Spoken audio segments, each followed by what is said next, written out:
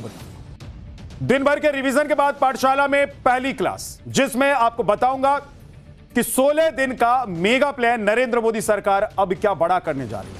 आपदा में अवसर की हकीकत क्या है, 12 साल में कितना बदला भारत, मैन पावर वाला देश क्या सच में मैन्युफैक्चरिंग पावर बन गया है। पीएम मोदी का 4000 करोड़ का प्लेन देखने वालों को मोदी का संघर्ष क्यों नहीं दिखाई देता है, और पाठशाला में मोदी की ऐसी कहानी की सुनकर आपको यकीन नहीं हो। नरेंद्र मोदी सरकार के आज 12 साल पूरे हो गए हैं। आज की ही तारीख यानी कि 26 मई को ही नरेंद्र मोदी ने साल 2014 में पहली बार प्रधानमंत्री पद की शपथ ली। लोग थक जाते हैं, लोग सिस्टम से आदी हो जाते हैं, लोगों के काम करने के तरीके पर सिस्टम हावी हो जाता है। लेकिन हैरान करने वाली बात यह है कि पीएम मोदी के रूटीन में, काम करने की लगन में और देश के लिए एक एक पल खपा देने वाली उनकी इच्छा शक्ति में रत्ती भर कहीं कमी दिखाई नहीं देती। इसका सबसे ताजा उदाहरण अभी हाल ही में हुई पीएम मोदी की 5 देशों की विदेश यात्रा थी, जिसे पीएम मोदी ने लगातार 6 दिनों में पूरा कर दिया था। पीएम मोदी कैसे अपने एक एक मिनट का हिसाब रखते हैं, इसी से जुड़ी आज एक ऐसी मोदी स्टोरी सुनाऊंगा जिसे सुनकर आपको मोदी लुक के पीछे की वजह भी पता चल जाएगी। जब पीएम मोदी कहते हैं कि 56 इंच का सीना, तो विपक्ष उन पर तंज कसता है, ताने मारता है, मजाक उड़ाता है। लेकिन पिछले 12 सालों में ऐसे कई मौके आए हैं जब पीएम मोदी ने कहकर नहीं बल्कि करके साबित किया है कि वो वाकई 56 इंच का सीना रखते हैं, जिसमें कड़े फैसले लेने का दम भी हो और दुश्मन के घर में घुसकर मारने का मादा भी। पीएम मोदी ने 12 सालों में कौन कौन से ऐसे बड़े बड़े फैसले लिए हैं जिसकी हिम्मत किसी भी सरकार ने अभी तक नहीं दिखाई थी। और 12 साल में 12 योजनाओं से मोदी ने समाज के आखिरी पायदान पर खड़े वंचित और पीड़ित वर्ग तक कैसे सरकारी योजनाओं का लाभ दिलाकर उनकी जिंदगी आसान बना दी है, और कहां चूक होती दिखाई दे रही है, आज ये भी आपको बताऊं। 2014 से अभी तक के दौर को बीजेपी का स्वर्णिम युग कहा जाता है, क्योंकि इन 12 सालों में पीएम मोदी की अगुवाई में बीजेपी ने उन राज्यों में भी अपना सीएम बना लिया जिन राज्यों में बीजेपी को एक सीट जीतने में भी मुश्किल होती। आज उस पर भी बात होगी, और आज आपको मोदी के संघर्षों की कहानी उनके एक ऐसे दोस्त की जुबानी सुनवाऊंगा जिसे सुनकर आपको यकीन नहीं हो। आप सोच में पड़ जाएंगे कि मोदी किस मिट्टी के बने हुए हैं। लेकिन पहले एक ट्रेलर आपको दिखाता। आज के ही दिन पहली बार मैंने प्रधानमंत्री के तौर पर शपथ ली थी। मैं नरेंद्र दामोदर दास मोदी ईश्वर की शपथ लेता हूं। मैं विधि द्वारा स्थापित भारत के संविधान के प्रति सच्ची श्रद्धा और निष्ठा रखूंगा।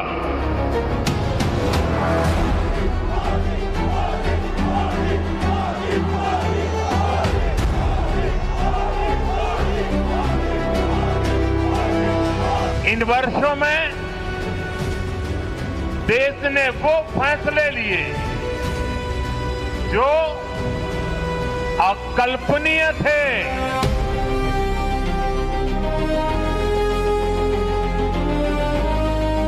आज हम 140 करोड़ भारतीय मिलकर अपने देश को विकसित भारत बनाने के लिए जी जान से जुटे हैं।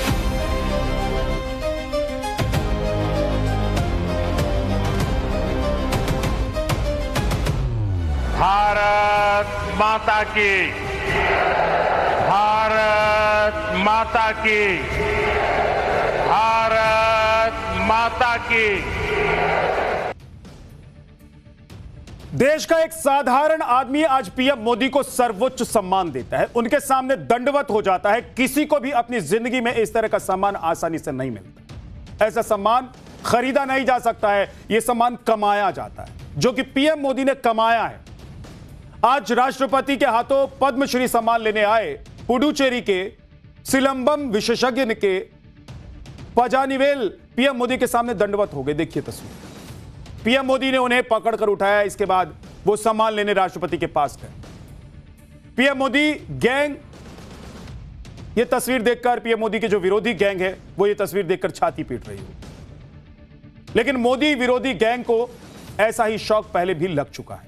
PM Modi Papua New Guinea के दौरे पर गए हुए थे, आपको याद होगा। तब वहां के पीएम और काउंसलर ने पीएम मोदी के पैर छू लिए थे और उन्हें सम्मान दिया था। एक बार को मोदी विरोधी गैंग कह सकता है कि मोदी ने पजानीवेल को पद्मश्री दिला दिया, इसलिए वो मोदी के चरणों में लेट गए। लेकिन पापुआ न्यू गिनी के पीएम को मोदी ने क्या दिला दिया?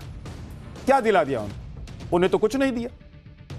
ना वो भारत के वोटर हैं, ना वो बीजेपी के सदस्य हैं, ना समर्थक हैं, क्योंकि यही वो ग्लोबल रिस्पेक्ट है जो पीएम मोदी ने अपने सादे जीवन और अपने काम से कमाया है, जिसे आप देख रहे हैं।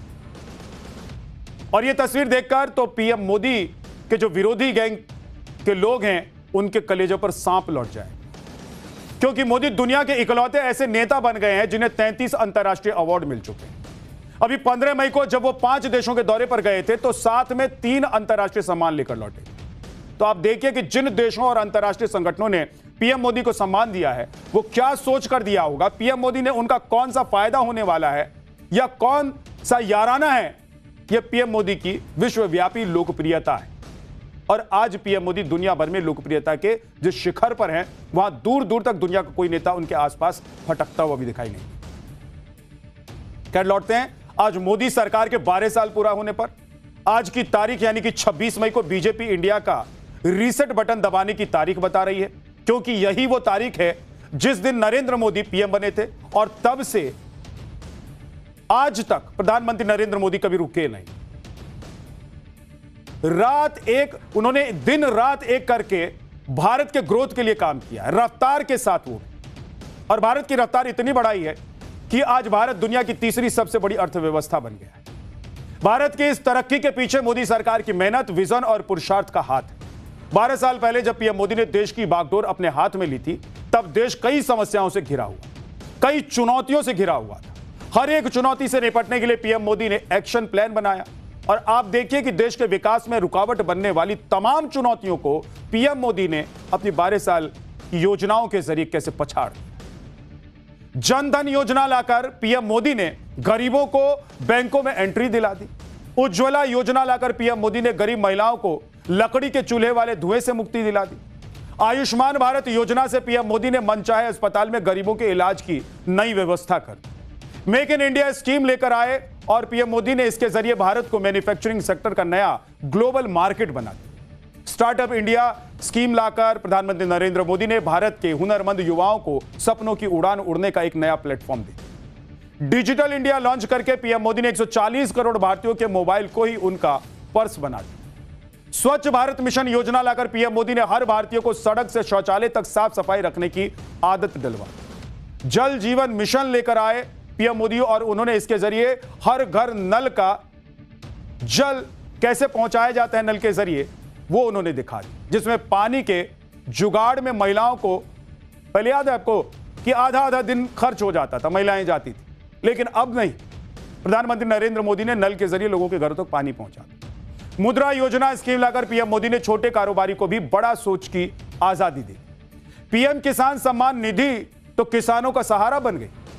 पीएम स्वनिधि योजना से छोटे दुकानदारों को बड़ी मदद मिली और पीएम आवास योजना से गरीबों और पक्के घर का सपना साकार होने लगा। इन सभी 12 योजनाओं में से हर एक योजना बुनियादी सुविधाओं और जरूरतों से जुड़ी हुई थी, जिस पर किसी सरकार ने पूरी तरीके से ध्यान नहीं दिया। लेकिन नरेंद्र मोदी ने पीएम बनते ही भारत की इन दशकों पुरानी चुनौतियों की काट खोजी और नई नई योजनाएं लाकर गरीबों की जिंदगी की दुश्वारियों को उन्होंने दूर कर दिया। लेकिन खुद पीएम मोदी ने कितनी दुश्वारी झेली है यह बात बहुत कम लोगों को पता। आज राहुल गांधी सहित विरोधी पीएम मोदी पर मौज में रहने का आरोप लगाते हैं। उन्हें 4000 करोड़ का प्लेन दिखाते हैं कि देखिए 4000 करोड़ के प्लेन में निकल गए थे। विपक्ष को मोदी के सूट बूट सिर्फ दिखाई देता है उनका। लेकिन आज मैं आपको बताऊंगा कि मोदी अपनी पार्टी और देश के लिए कितने समर्पित हैं। इसी दिल्ली में जहां मोदी आज ठाठ बाट के साथ प्रधानमंत्री के शानदार सरकारी आवास में रहते हैं, उसी मोदी ने कभी इसी दिल्ली में एक सांसद के बंगले पर सर्वेंट क्वार्टर में दिन गुजारे, वो भी बिना लाइट और बिना पंखे के। यह बात जितनी हैरान करने वाली है, जितनी हैरान आपको कर रही है, उतनी हैरान मुझे भी कर रही है। लेकिन आप सुनिए कि मोदी के दोस्त रहे एक बिजनेसमैन ML मित्तल ने उनके जीवन के संघर्षों के बारे में क्या बताया।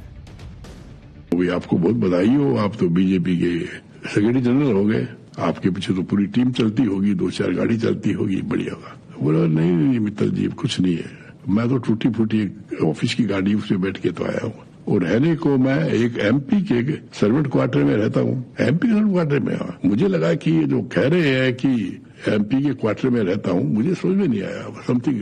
तो मैंने वो एड्रेस बताया था, नाम बताया था एमपी का, तो मेरे ड्राइवर को गाड़ी को चलो उस रोड पर गए। वहां पर तो बाद में वहां एक आदमी खड़ा था, नरेंद्र मोदी जी आ रहे थे, बोले वहां पीछे सर्वेंट क्वार्टर में है। तो गया वहां तो पजामा सा पहन करके, गर्मी का टाइम, न पंखा न बत्ती, पंखा, और वो लिख रहे थे छोटा सा लाइट जला करके। तो मुझे देखते ही बोले आप, उसको कहा नहीं था कि मैं आऊंगा, तो मुस्कुराए। I can not forget that. शायद आपको विश्वास नहीं हुआ मेरी बात का कि मैं एक एमपी के सर्वेंट क्वार्टर में रहता हूं, वो भी पार्टी के सेक्रेटरी जनरल है। आप ये एमपी तो आपको सब सलाम करते हैं, बोले यू आर द लीडर। तो बोले ऑफिस में आई एम द बॉस, घर में तो इन्होंने मुझे जगह दे रखी है, ये बहुत बड़ी इनकी मेहरबानी है। पीएम बनने के बाद मोदी एक तरफ भारत के लोगों की तरक्की के लिए जनहित में दिन रात काम कर रहे हैं, फैसले ले रहे हैं, तो दूसरी तरफ देश की सेहत सुधारने के लिए पीएम मोदी को राष्ट्रहित में कई बड़े और कड़े फैसले भी लेने पड़े। ये फैसले लेने बिल्कुल भी आसान नहीं थे, क्योंकि आजादी के बाद से किसी सरकार की हिम्मत नहीं हुई थी कि इन मुद्दों का वो जिक्र भी कर। उस पर फैसला लेना तो बहुत दूर की बात, कभी सोचा भी नहीं था, कभी बात भी नहीं छेड़ते थे। उनको लगता था कि अगर इस मुद्दे का जिक्र कर देंगे तो सरकार गिर जाएगी, इस मुद्दे का जिक्र कर देंगे तो सब कुछ खत्म हो जाएगा, पार्टी खत्म हो जाएगी। लेकिन जो कोई ये सोच नहीं पा रहा था, जो कर नहीं पा रहा था, वो पीएम मोदी ने करके दिखा दिया। मोदी ने ना सिर्फ राष्ट्रहित सर्वोपरि रखा, और उसके लिए उन्हें जो भी फैसला लेना पड़ा उन्होंने लिया। आप देखिए कि 370 के नाम से केंद्र की सरकारों को बुखार आ जाता था, लेकिन मोदी सरकार ने एक झटके में 370 को खत्म कर दिया। मुस्लिम महिलाओं को ट्रिपल तलाक के अत्याचार से बचाने के लिए पीएम मोदी ने ट्रिपल तलाक कानून को खत्म करने के लिए प्रस्ताव वो लेकर आए और उसे खत्म किया। जब देश की आर्थिक सेहत को नकली नोट छापकर जबरदस्त नुकसान पहुंचाया जा रहा था, तब पीएम मोदी नोटबंदी का फैसला लेकर आए और देश को उन्होंने बचा लिया। जीएसटी का फैसला, पीएम मोदी ने एक देश एक टैक्स की थीम पर चलते हुए जीएसटी नाम का नया टैक्स सिस्टम लागू कर दिया। पीएम ने सेना में जवानों की कमी पूरी करने के लिए जोशीले अग्निवीरों को भर्ती का नया मॉडल बना, और पड़ोसी देशों के आने वाले शरणार्थियों के लिए सीए कानून में बदलाव किए। मोदी सरकार में जब जब देश पर आतंकी हमले हुए, तब तब आतंकी अड्डों पर भारत ने कहर बरपाया है। भारत ने न सिर्फ सरहदों की फिक्र की, न युद्ध का डर सताया, और आत्मरक्षा और भारत के स्वाभिमान की रक्षा के लिए पाकिस्तान में घुसकर भारत ने आतंकियों की कब्र खोली। पुलवामा से पहलगाम तक हर हमले के बाद भारत ने एयर स्ट्राइक से लेकर ऑपरेशन सिंदूर तक चला। यह है मोदी की ताकत, और यह मोदी ने वो सब कर दिया जो पहले कोई सोच भी नहीं था। प्रधानमंत्री नरेंद्र मोदी की योजनाओं से गरीबों को इसलिए सचमुच फायदा होता है क्योंकि गरीबी, तंगहाली और रोजमर्रा की मुसीबतों को पीएम मोदी ने खुद झेला हुआ है।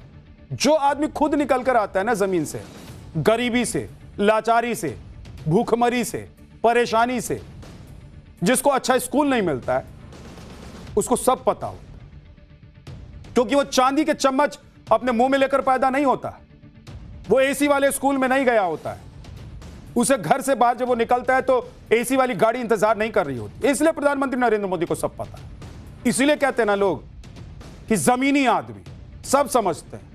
आज देश का प्रधानमंत्री होने के नाते पीएम मोदी को शानदार सरकारी बंगले में रहना पड़ता है, करोड़ों की गाड़ियों और हवाई जहाज से वो यात्रा भी करते हैं। लेकिन अगर पीएम मोदी को यह प्रोटोकॉल निभाने की बंदिश नहीं होती तो पीएम मोदी इसी दिल्ली में अपनी जीवन कैसे जी रहे होते, इसका एक और उदाहरण आपको बताते हैं। पीएम मोदी के दोस्त एमएल मित्तल साहब ने बताया कि एक बार पीएम मोदी आरएसएस के 4-5 कार सेवकों के साथ त्रिनिदाद और टोबैगो के दौरे पर गए और मित्तल साहब के घर पर ही रुके हुए। वहां पर मोदी का रहन सहन और कार सेवा देखकर मित्तल साहब भी हैरान रह गए। सुनिए सर। टोबैगो में हम साथ में थे, हमारे ही मकान में वो ठहरे हुए थे, तो 4-5 आरएसएस के थे, वो भी थे। तो वहां पर मकान में 4 ही bedroom, air conditioner, attach toilet, bathroom थे। बाकी एक प्रेस वेस्ट करने का रूम रहता, वैसा था। मैं बोला भी नरेंद्र जी आपके लिए होटल में बुक करा दूं, क्यों? उनसे 4 बड़े लीडर थे, और क्यों हमारे यहाँ तो या मेरे रूम में सो जाओ। तो देखिए घूम फिर करके जो प्रेस करने का एक छोटा सा रूम कमरा था, न टॉयलेट, न बाथरूम, न एयर कंडीशन। बोलो मेरे लिए तो सूटेबल यही है, क्यों? बोलो ऐसे में भी नहीं सोता मैं। वो नहीं बोला, हमारे स्टाफ आते थे सुबह 7 बजे चाय कॉफी पर, और वो 5 बजे उठ के सबके लिए चाय बना करके वो टेबल लगा करके ब्रेकफास्ट की 6:30 बजे रख देते थे। जब मुझे मालूम हुआ, वो देखा, मैं कही आप गलत कर रहे हैं। बोले मेरा तो काम है जी, वो आपका काम नहीं हो सकता, अब मेरे घर में तो नहीं होना चाहिए। बोले नहीं, इस काम में मत रोकिए, मैं फिर आपके पास रहूंगा नहीं। मेरा morning, this is my morning start. तो मुझे बड़ा आश्चर्य हुआ। 2014 से आज की तारीख तक के दौर को बीजेपी का स्वर्णिम युग कहा जा रहा है और शायद मोदी जब तक प्रधानमंत्री की कुर्सी पर बैठे रहे तब तक या उसके बाद भी बीजेपी के स्वर्णिम युग का दौर चलता रहे, क्योंकि 12 साल के बाद भी मोदी की लोकप्रियता देश भर में कैसे बनी हुई है यह आपको पता है। अभी भी प्रधानमंत्री नरेंद्र मोदी की लोकप्रियता में कमी नहीं दिखाई देती। ठीक वैसे जैसे 2014 में वो लोकप्रिय थे, आज भी उनकी लोकप्रियता साथ में आसमान। जैसे जैसे मोदी की उम्र बढ़ रही है वैसे वैसे उनके चाहने वालों की तादाद भी बढ़ती जा रही है। मोदी मैजिक का जलवा अभी भी कैसे बरकरार है। आप देखिए कि बंगाल में वो हो गया जो मोदी से पहले वाली बीजेपी कभी कर नहीं पाई थी, सोच नहीं पाई थी। बंगाल में बीजेपी का पहला सीएम बन गया है।